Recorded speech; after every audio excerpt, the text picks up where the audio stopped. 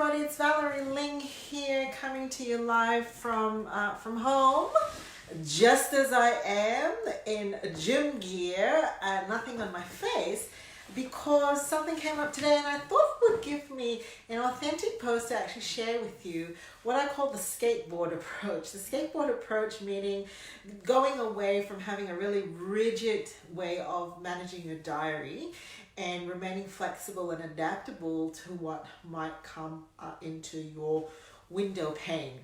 The importance actually of really having some buffer in your diary. So I practice something called a static diary, which is something where you know, sort of you chunk down the things that you need to work on in your week throughout the day, but you also put the green things meaning the non-negotiables.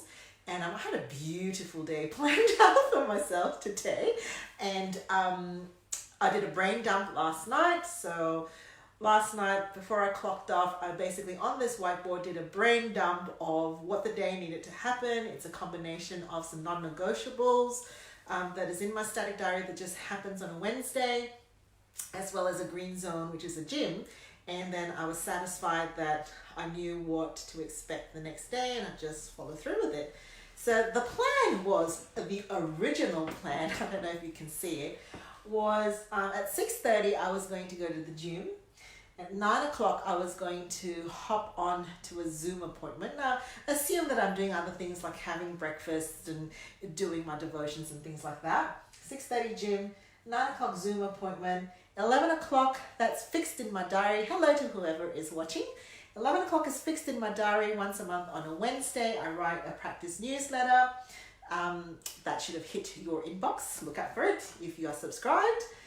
Then at 12 o'clock, I was going to attend to the practice matters, emails, send out a communication to the team, problem solve anything operational that needs my attention. 1 o'clock, I was going to have lunch.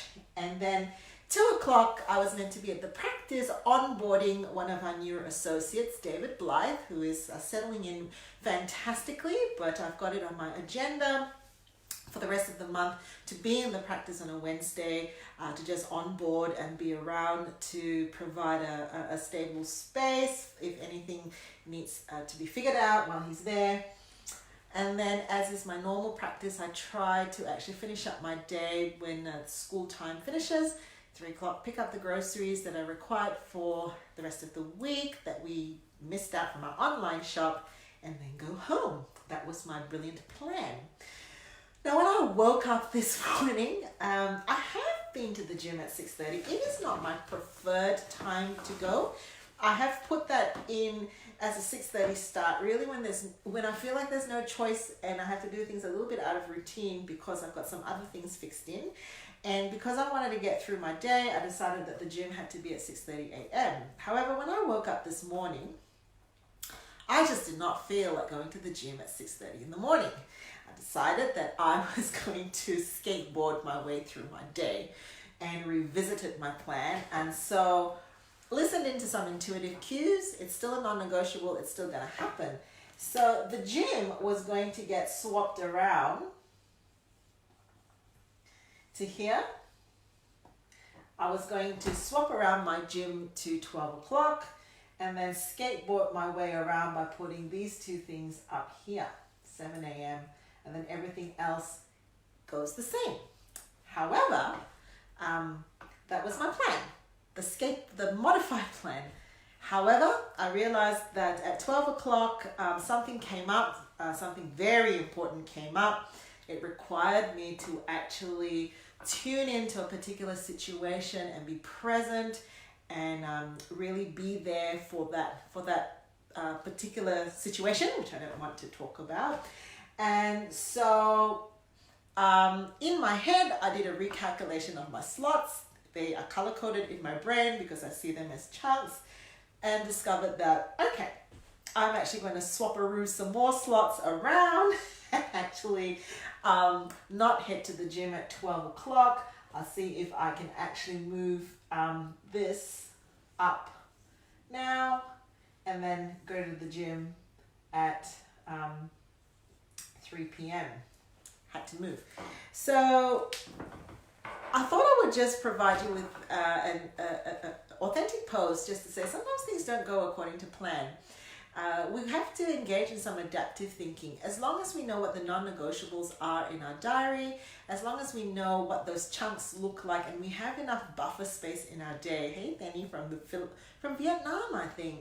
Greetings. Try not to pack your day full with things, everything into every hour and every minute of the day.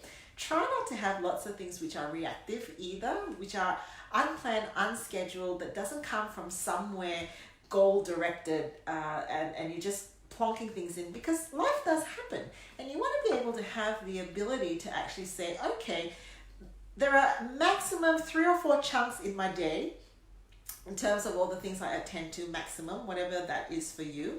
And in your head, you cannot do a bit of a Tetris thing, and you can just swap them and shift around. And the most important thing is then to just have self-compassion. We don't have to get into a frenzy or into a headspace which goes, oh no, things are not going according to plan. We can just say that the old swapperoo is going to be what needs to happen for today.